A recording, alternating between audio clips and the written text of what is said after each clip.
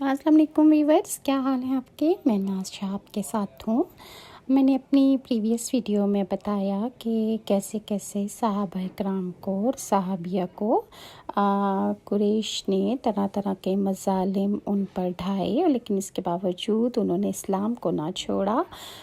جب قریش نے یہ دیکھا کہ ان کا کوئی بھی داؤ جو ہے وہ اثر انداز نہیں ہو رہا اور دن بدن مسلمانوں کی تعداد بڑھتی جا رہی ہے، تو ایک روز ابو جہل دوسرے سرداروں کے ساتھ رسول اللہ صلی اللہ علیہ وآلہ وسلم کے پاس آیا اور بولا، اے محمد، اگر تم سچے ہو تو ہمیں چاند کے 2 ٹکڑے کر کے دکھا دو، وہ بھی اس طرح کہ ایک ٹکڑا ابو قبیس پہاڑ پر نظر آئے اور دوسرا کیکان پہاڑ پر نظر آئے۔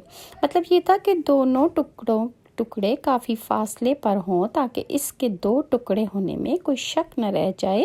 اس روز مہینے کی 14ویں